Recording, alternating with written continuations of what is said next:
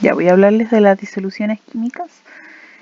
Bueno, antes de poder clasificar las disoluciones, tenemos que pensar y recordar un poquito que la materia se clasifica, ¿cierto?, en sustancias puras y mezclas. Ya las sustancias puras son los elementos y los compuestos químicos, y las mezclas pueden ser de dos tipos, ya pueden ser homogéneas o heterogéneas. Cuando hablamos de mezcla, quiere decir que vamos a mezclar o vamos a juntar un compuesto o más, o sea, dos o más compuestos, perdón. Cuando hablamos de mezclas homogéneas y heterogéneas, vamos a hablar de cómo están dentro de ellas los componentes, si se pueden visualizar o no y si están en el mismo estado. En el caso de las mezclas homogéneas, nosotros no podemos distinguir a simple vista sus componentes.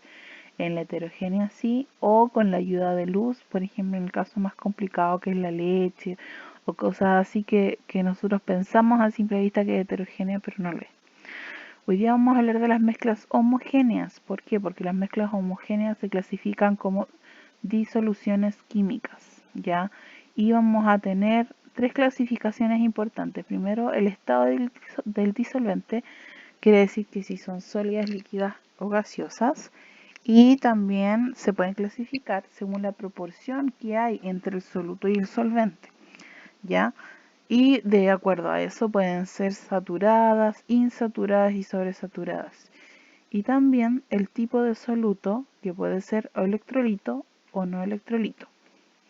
Las disoluciones están compuestas siempre por dos cosas, soluto y solvente. El soluto es la sustancia que se encuentra siempre en menor cantidad y el solvente se encuentra en mayor cantidad en una disolución. No porque el solvente sea agua siempre va a ser, porque esté en estado líquido siempre va a ser el disolvente. Tenemos algunas mezclas, unas soluciones donde tenemos dos líquidos, ya en el que está en mayor proporción va a ser el solvente y el que está en menor proporción va a ser el soluto.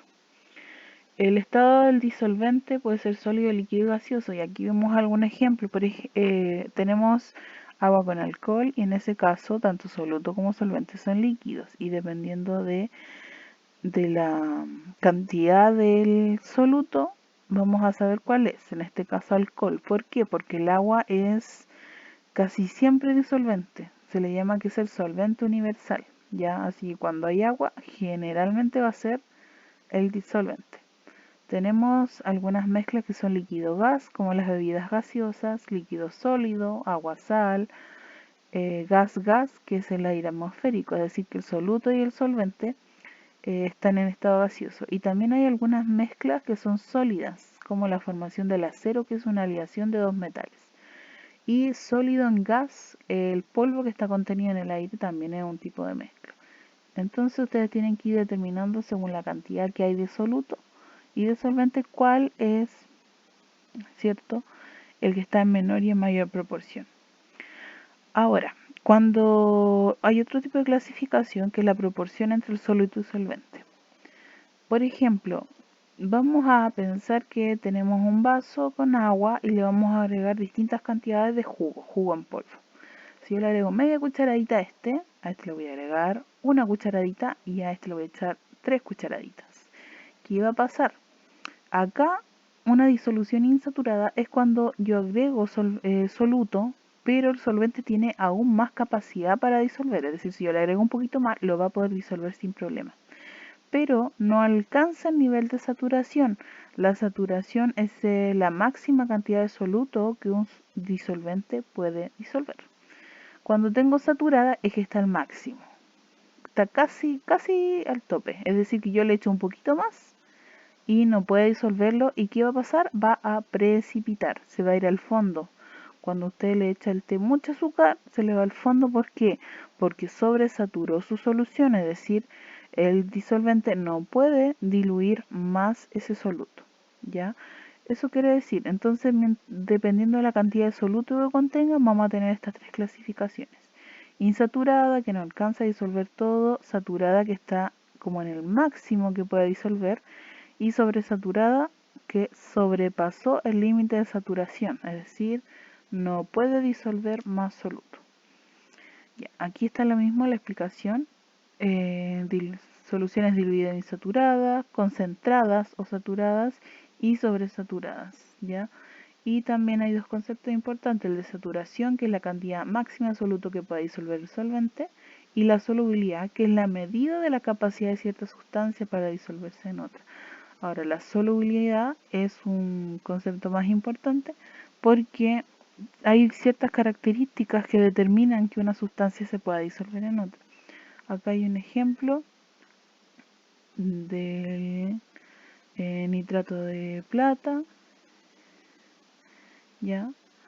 Y cuando agregamos y mezclamos estas soluciones, el plomo que se obtiene aquí, tenemos plomo y nitrato, hay cierta cantidad de él que no puede disolver y va a precipitar.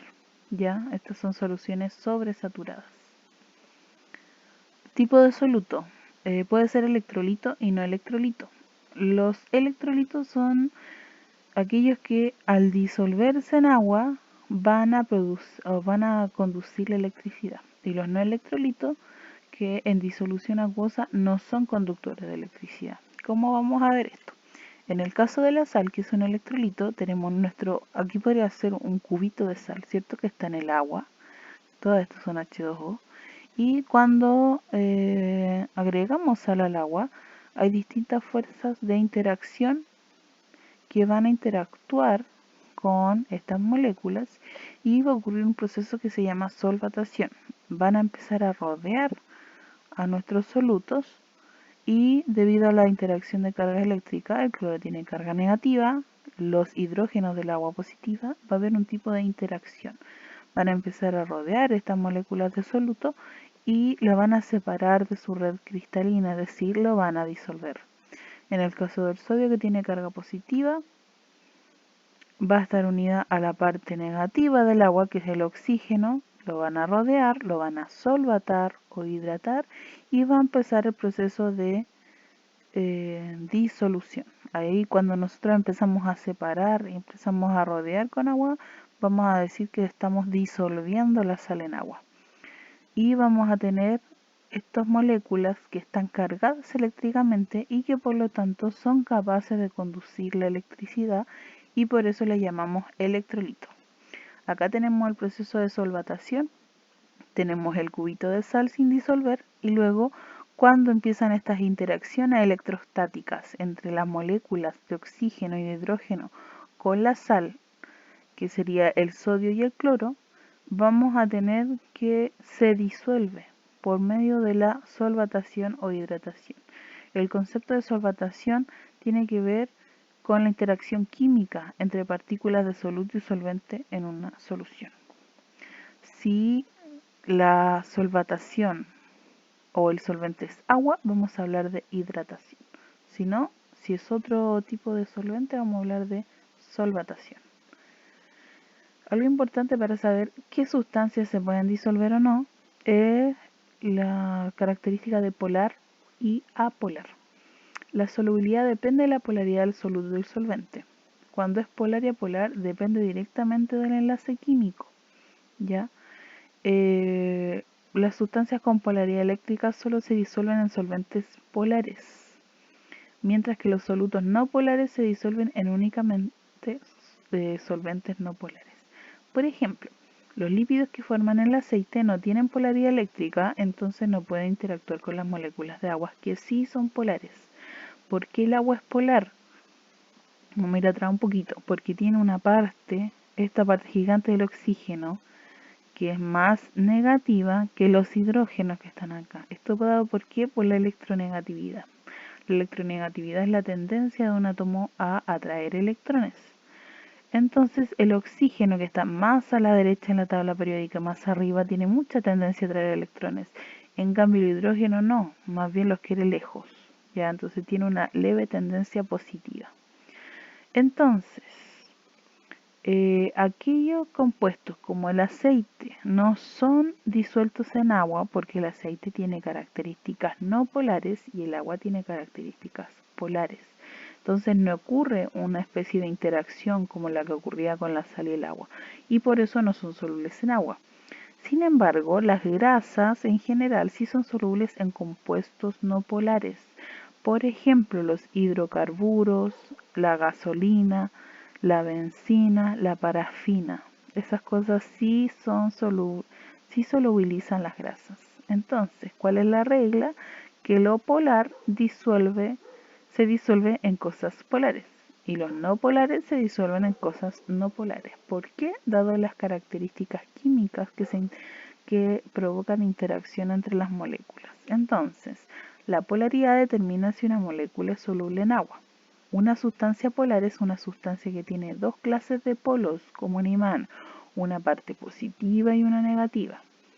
Cuando otra sustancia también es polar, los dos polos de la sustancia se atraen y la sustancia se mezcla. Si no hay este tipo de interacción, no hay disolución, no se solubiliza. Las sustancias que no contienen ningún polo se llaman sustancias no polares y no son solubles en agua. Las no polares pueden ser grasas, hidrocarburos, compuestos derivados del benceno. ¿Ya? Aquí tenemos una mezcla de agua con alcohol, donde hay interacción electrostática entre los oxígenos y el hidrógeno. Acá tenemos el alcohol, aquí tenemos el agua, y este tipo de interacción provoca que sí sea disuelto el alcohol en agua. En cambio, si agregamos gasolina o benceno o aceite en agua, la molécula no va a interaccionar con las moléculas de agua y por lo tanto no se va a disolver. Acá tenemos en este caso se observa un enlace covalente y en este caso es no polar. ¿Por qué? Porque como la molécula son dos moléculas de cloro, las cargas se equiparan porque ninguna de las dos tiene más electrones o atrae más electrones que la otra. Entonces cuando tenemos moléculas iguales son no polares. Acá son distintas, pero es un enlace covalente donde se comparten electrones. Entonces tenemos una parte ligeramente negativa y una parte ligeramente positiva. Ya, en este caso se llama enlace covalente polar, porque las cargas no están distribuidas homogéneamente, porque el cloro es un elemento muy electronegativo que está en el grupo 7 de la tabla periódica de los halógenos que atraen electrones y el hidrógeno está en el grupo 1 que no atrae o no tiene mucha capacidad para atraer electrones. Acá tenemos un enlace iónico donde el sodio le cede un electrón al cloro para completar sus electrones de valencia y este cloro es muy electronegativo, así que atrae muchas cargas negativas, en cambio el sodio no. Entonces acá hablamos de un enlace iónico y una separación completa de las cargas. Entonces este componente es polar. Acá tenemos dos moléculas, aquí hay un triglicérido que es una grasita de esas que andan en el cuerpo y el benceno, y ambos son compuestos apolares, por lo tanto no pueden interaccionar con agua. Eso sería, chiquillos, cualquier duda me consultan, nos vemos.